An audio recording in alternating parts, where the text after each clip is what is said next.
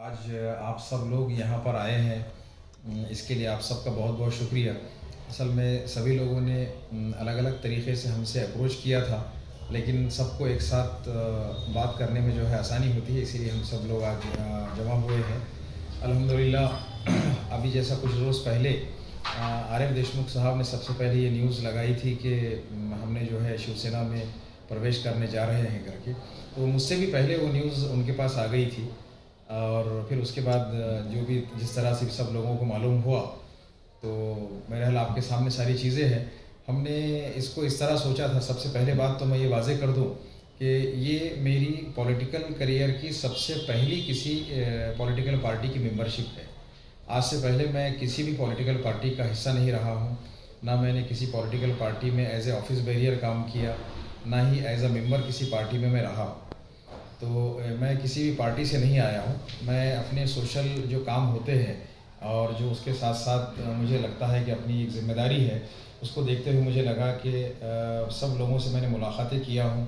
जैसे मैंने कांग्रेस के अशोक राव चौहान साहब से मिला था, बाला साहेब थोराट साहब से मिला, उसके बाद एनसीपी के लोगों से मिला, फिर उद्धव ठाकरे साहब से 2 महीने पहले मुलाकात हुई और लगभग 1 घंटा काफ़ी अच्छी डिस्कशन हुई उनके साथ में। मैंने कुछ बातें उनसे कहा, कुछ बातें उन्होंने मुझसे कही और मुझे उसके बाद एक इत्मीनान हुआ कि हमने इनके साथ में जुड़कर और इनके हाथ मजबूत करने के लिए काम करना चाहिए। जिस तरह 2019 में इलेक्शंस के बाद एमवीए एक महाविकास आघाड़ी का क़याम अमल में आया, तो उसके बाद से उद्धव ठाकरे साहब की जो चीफ मिनिस्टर में रहनुमाई में जिस तरह महाराष्ट्र स्टेट ने काम किया, कोविड के दौरान उन्होंने बहुत बेहतरीन काम किया और लोग बहुत पुरसुकून अंदाज में महाराष्ट्र में रह रहे थे अल्हम्दुलिल्लाह। लेकिन उसके बाद जो एक अनफॉर्चुनेट इंसिडेंट्स में उनकी गवर्नमेंट के साथ जो चेंज ओवर हुआ, उस वक्त से ही मेरे दिल में ऐसे ख्यालात थे कि किसी तरह से इस पार्टी के मजबूत करने के लिए हमने भी इनके साथ में जुड़ना चाहिए। बाहैसियत एजुकेटेड पर्सन और ज़िम्मेदार पर्सन मैंने ये कदम उठाया। अच्छा सर, आपको अभी क्या पोस्ट की गई है उस पार्टी में? मैंने फ़िलहाल उनके साथ सिर्फ इतनी ही बात किया हूँ कि मैं उनकी पार्टी को मजबूत करने के लिए उनके साथ रहना चाहता हूँ। हो सकता है मुझे कोई जिम्मेदारी ऑफ़र करेंगे और मैं सोचूंगा कि कुछ लेना है या नहीं लेना। आने वाले वक्त में मैंने कहा कि अभी तक मैंने ये कोई भी बात डिसाइड नहीं किया हूँ, ना ही मुझे कोई ऑफ़र दिया गया, ना मैंने कोई डिमांड किया। अच्छा, अभी तक कोई डिमांड वगैरह आपकी बाकी नहीं है? मेरी तरफ से मैंने कोई डिमांड नहीं। सर, अभी आपने ये कहा है कि आप किसी पार्टी के मेंबर नहीं रहे हैं, लेकिन पिछले विधानसभा इलेक्शन में जो है आप इच्छुक में थे एमआईएम से। ये अखबारों में भी खबरें आ चुकी है, ऐड भी छप चुकी थी उस टाइम में, और आप इनसे इनकार कर रहे हैं। मैं लेकिन उस वक्त भी उस पार्टी का मेंबर नहीं था। टिकट मांगी थी आपने? जी, मैं कभी भी किसी चॉइस किया। भाई मैंने आपसे जैसे कहा हूँ कि महाराष्ट्र स्टेट के लिए जहाँ नुमाइंदगी की ज़रूरत है, वहाँ पर शिवसेना, एनसीपी और इंडियन नेशनल कांग्रेस, ये तीनों पार्टी का जो एक समीकरण और एक जो जमात बनी हुई है, ये गवर्नमेंट फॉर्म करने की पोजीशन में है और हमको एक मेन धारा में चलना चाहिए। डॉक्टर साहब, अभी इसके अपोजिट एक सवाल मेरा ऐसा रहता है सर, अब जिस पार्टी में अभी भी गए हैं, जिस पार्टी को आपने चुना है, मुस्लिम समाज में इसका चेहरा थोड़ा सा अलग बताया जाता है। ये तो आपको अच्छे से पता है। जो जिस वक्त का माहौल जो चल रहा है, जातिवादी का जो माहौल चल रहा है, मस्जिद मंदिर को लेकर जो सियासत चल रही है, ऐसे वक्त में आपने ऐसी पार्टी क्यों चुनी, जबकि आपको पता है कि जिस आप चुनसन से आते हैं, आप एक मुस्लिम समाज से आते हैं, तो आपको क्या लगता है मुस्लिम समाज भरोसा करेगा उस पार्टी पर? सबसे पहली बात तो मैं आपको एक बात समझाना चाहूँगा, इसी वजह से मैंने पार्टी ज्वाइन किया कि आपस में जो नफ़रत पैदा करने वाली बात चल रही है, ना कि औरंगाबाद महाराष्ट्र बल्कि पूरे हिंदुस्तान में हिंदू और मुस्लिम अलग अलग, मैं नहीं मानता हूँ कि इंसानों को अलग अलग हिस्से में डिवाइड करना चाहिए। सबको साथ लेकर चलने के लिए आपको सारी पार्टियों को साथ में आना ज़रूरी है, सब लोगों ने साथ में काम करना चाहिए। आप किसी से अलग होकर कट कर ये काम नहीं कर सकते हैं। जहाँ पर आपको समझ आता है कि मेजॉरिटी माइनॉरिटी हर तरीक़े से, मुझे आप ये बताइए कि क्या आपके कारोबार में हिंदू और मुस्लिम होता है? बिज़नेस में कहीं हिंदू मुस्लिम नहीं है, दोस्ती में कहीं हिंदू मुस्लिम नहीं है, ताल्लुकात में कहीं हिंदू मुस्लिम नहीं है। तो ये सियासत में जो ये हिंदू और मुस्लिम है, ये कुछ खुदगर्ज सियासतदानों ने बनाई हुई चीज़ें हैं। मैं इन बातों को नहीं मानता हूँ। नहीं, अभी चंद दिनों में जो है लोकसभा का इलेक्शन आने वाला है, आपको भी शिवसेना का प्रचार करना पड़ेगा, और ऐसे मौके में जो है मुस्लिम मतदार जो है, आपका चेहरा मुस्लिम है, मुस्लिम मतदार जो है उनका बंटवारा नहीं होगा मुस्लिम वोट का। अल्हम्दुलिल्लाह मैं मुस्लिम हूँ, मुझे बहुत फ़ख्र है मुझे लगता है कि तमाम मुसलमान हो सकता महाविकास आघाड़ी को ही वोट डाले, तो बंटवारे के क्या सवाल पैदा होता है। सर, महाविकास आघाड़ी जब सरकार गिर रही थी तो जाते जाते उद्धव ठाकरे साहब ने फैसला दिया था, औरंगाबाद का नाम छत्रपति संभाजी नगर रखा था, तो बतौर उसको आप कैसे निगाह से देखते हैं?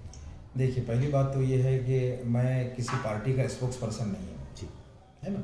मैंने इनफरादी तौर पर वो पार्टी ज्वाइन किया हूँ। मुझे जो है सियासत में आने की कोई गर्ज नहीं थी। अल्लाह के फजल करम से मेरे पास सारी चीज़ें हैं, ना ही मैंने इलेक्शन की गर्ज से ना पार्टी की गर्ज से ये चीज़ ज्वाइन किया हुआ। अब रही बात शहर के मामले में, तो शहर के नाम की तब्दीली को मैं इस तरह देखता हूँ कि ये कोई मजहबी मसला नहीं है, ये हमारा जज्बाती लगाव वाला मसला है। अगर मैं और आप औरंगाबाद की ख्वाहिश करते हैं तो कुछ लोग उस नाम की ख्वाहिश करते हैं जो उस पार्टी ने नाम रखा है, तो हम उसको कैसे पकड़ सकेंगे कि आपने ये क्यों किया और क्या किया? क्या हमने उनको वोट डाला था? क्या हमने डिमांड की थी? 2.5 साल जब वो गवर्नमेंट रही तो क्या उस गवर्नमेंट में कोई मुसलमानों का वफ्द जो औरंगाबाद नाम चाहता था, किसी ने नुमाइंदगी करके उस वक्त के सीएम उद्धव ठाकरे साहब से बातचीत की थी कि आप ये नाम की तब्दीली ना करें? हुई थी बात ऐसी? मेरी नज़र में भी नहीं, आपकी नज़र में भी नहीं। मुझे ऐसे लगता है कि हमारे पास जो ख्याली लोगों को, समझदार लोगों को एक मेन धारा में आने की बहुत सख्त ज़रूरत है। हो सकता अगर मैं उस वक्त पार्टी में होता तो मैं ये बात उनके सामने रखता कि हमारे जज्बात मजरूह हो सकते हैं, आप इस तरह ये काम ना कीजिए। हो सकता है ये बात मान लेते। सर, अब शिवसेना के हिंदुत्व, बीजेपी भी एक हिंदुत्व का नारा लगाती हैं और उद्धव ठाकरे साहब भी हिंदुत्व का नारा लगाते हैं। शिवसेना के हिंदुत्व को किस निगाह से देखते हैं आप? मेरी जो बातचीत उद्धव साहब के साथ में हुई है, मुझे लगा वो बहुत ही बेहतरीन और जेंटलमैन इंसान है। मुझे नहीं लगता है कि किसी तरीके से कोई मज़हब में तफरीक़े की बात होगी। अभी खासदार इम्तियाज़ जलील का जो कार्यकाल हुआ है, अभी 5 साल पूरे होने वाले हैं, तो उनके काम को कैसा देखते हैं आप? वो इम्तियाज़ साहब जवाब दे सकते हैं। आपकी एमएलए या एमएलसी के ताल्लुक से कोई बात हुई है ठाकरे साहब? मैंने पहले आपसे कहा कि अल्हम्दुलिल्लाह मुझे किसी चीज़ की ज़रूरत नहीं है। आप अगर मेरा बैकग्राउंड जानते हैं तो मुझे नाम, शोहरत, दौलत अल्लाह नज़र बद से बचाए, मुझे कोई चीज़ नहीं चाहिए। ना ही मैंने डिमांड किया, ना मेरी ख्वाहिश है। मेरी ख्वाहिश ये है कि जो एक रिफ्ट, एक जो दूरी पैदा हुई है दो मज़ाहिब के बीच में, उसको दूर करने के लिए हम एक ब्रिज का काम कर सके, हम सब लोग साथ में रहें।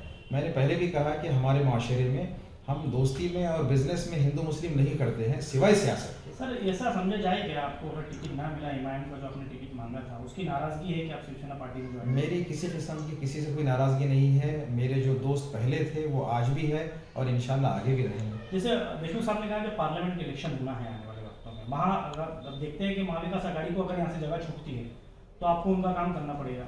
जैसे उन्होंने कहा कि अभी मुस्लिम समाज में आप वोट मांगने के लिए जाएंगे, लेकिन अभी पलड़ा भारी है, AIMIM का यहाँ से पलड़ा भारी है, तो आप मुस्लिम समाज को कैसे समझाएंगे कि आपको उस पार्टी को वोट मारना है? इलेक्शन आने दीजिए, हम इंशाल्लाह बातचीत करेंगे। ये पार्टी में जाने के लिए आपको विरोधी पक्ष नेता अम्बादास जी दानवे का बहुत बड़ा सपोर्ट रहा, ऐसा सुनने में आया। देखिए, उद्धव ठाकरे साहब इस पार्टी के सुप्रीमो हैं, उनसे बात करने के लिए जाहिर सी बात है कि कोई लोग साथ में रहेंगे, कुछ दोस्त रहेंगे। और एक बात मैं ऐड करता चलूँ कि मेरी दोस्ती हर पॉलिटिकल पार्टी के हर बड़े लीडर से और मिनिस्टर से है। ये आप गाहे बगाहे सोशल मीडिया पर देखते हैं, तो सबसे बातचीत होती है, सबसे दोस्ती है। इसमें कोई मैं ये तो की बात नहीं है। जहाँ तक बात इम्तियाज़ साहब की इन्होंने की है, वो मेरे बड़े अच्छे दोस्त हैं, काफ़ी दिनों से है, वो भी यही कहेंगे, मैं भी यही कहूँगा। उनके अलावा सारे लोग, MIM के लोग, हर पार्टी के लोग, समाज के लोग, यानी दोस्ती और रिश्तेदारी में, मुलाकात में पार्टी नहीं देखी जाती है। ये इनफरादी फेल है, अपनी अपनी आइडियोलॉजी है ना। हर पार्टी में हर इंसान हो सकता है। मैंने जब से इस पार्टी में शमूलियत इख्तियार किया, मेरे अनाउंसमेंट के बिना मुझे अब तक कम से कम 500-700 लोग अब तक मिल चुके, मुबारकबाद दे चुके हैं अल्हम्दुलिल्लाह। बड़ी खुशी से मिल रहे हैं और यही तासुर सबका है। मैसेजेस के जरिए इलेक्शन के टाइम नहीं, पे नहीं। आपने शिवसेना ज्वाइन की, तो इसे क्या समझे, कैसा देखते हैं?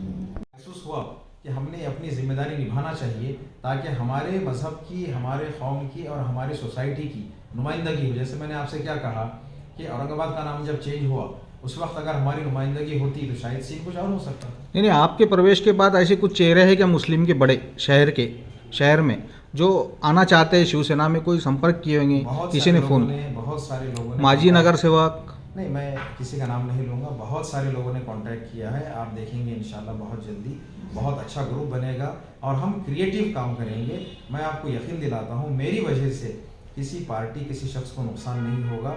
किसी पार्टी को फ़ायदा ज़रूर होगा इंशाल्लाह, एक ऐसी पार्टी जो हम सबको लेकर चल सकती है। ठीक है, थैंक यू। फिर सर ऐसे फिर भी एक सवाल सर, मान लीजिए कि इलेक्शन के चुनाव जो विधानसभा के चुनाव चलेंगे पूर्व से, मध्य से या पश्चिम से, फिर भी अगर पार्टी अगर आपको आदेश दे कि आपको चुनाव लड़ना है क्योंकि मुस्लिम बहुमत इलाका है, तो क्या आप चुनाव लड़ेंगे? हनूज दिल्ली दूरस्थ। नहीं सर, मुस्लिम रिजर्वेशन की भी बातें हो रही है, मराठा आरक्षण के साथ मुस्लिम रिजर्वेशन, तो इसको कैसा देखते हैं? आपकी पार्टी दे सकती है भविष्य में सत्ता में आने के बाद? बेशक अगर हम सब साथ मिलकर काम करें और हम महाविकास अघाड़ी को अगर सत्ता में लेकर आते हैं तो हम उनसे मांगने की ताकत भी रख सकते हैं। अगर हम कोने में अकेले 1-2 आदमी खड़े हैं और दूसरी साइड में 286 लोग खड़े हैं, 288 की जो असेंबली है, हम 2 हैं और बाकी 286 है, आप कैसे मांगेंगे? आपको 288 में यानी मेन धारा में शामिल होना पड़ेगा ना, तभी तो आप अपनी बात मनवा पाएंगे। और यही सोच मेरी है कि हम सब के लिए क्या फायदेमंद हो सकता, मेरे अकेले के लिए नहीं, वल्लाह समाज के लिए जरूरत नहीं नहीं, है। आपने बोला 288 होने के लिए टिकट भी देना पड़ेगा पार्टी को, कितनी पार्टियां मुस्लिम को टिकट देती? मैंने कहा अभी कि मैं स्पोक्स पर्सन भी नहीं हूँ, डिसीजन मेकर भी नहीं हूँ, 2 ही तो दिन हुए हैं। सर फिर भी जाते जाते आखिरी में औरंगाबाद के खास क्योंकि आपका ताल्लुक औरंगाबाद से, औरंगाबाद के मुसलमानों के नाम कोई खुला पैगाम, खुला संदेश नई समीकरण में, नई हालात में? मेरी आप तमाम औरंगाबाद के भाई बहनों से, बुज़ुर्गों से और दोस्तों से ये रिक्वेस्ट है, जिस तरह मैंने बात किया हूँ कि अपने ज़ाती मफाद को बाजू में रखते हुए खुले जहन से इस बात को सोचें कि हमारे आने वाले जनरेशन के लिए, हमारे माशरे के लिए, अच्छी माशरे की बनावट के लिए हमें क्या चीज़ की ज़रूरत है। मुझे लगता है कि जब तक हम सब लोग मिलकर साथ काम नहीं करेंगे कुछ भी नहीं होता है। एकला चलोरे वाली थ्योरी कभी कामयाब नहीं हो सकती है। जब तक टीम वर्क नहीं होगा तब तक कोई टीम जीत नहीं सकती है। आप सबसे गुजारिश है कि सब मिलजुल कर रहें और आपसी इख्तलाफात को दूर रखें। सियासी इख्तलाफात वक्तिया होते हैं और 1-2 लोगों को फ़ायदा पहुंचाते हैं। हम सब ने मिलजुल कर रहना चाहिए और मोहब्बत से रहना चाहिए।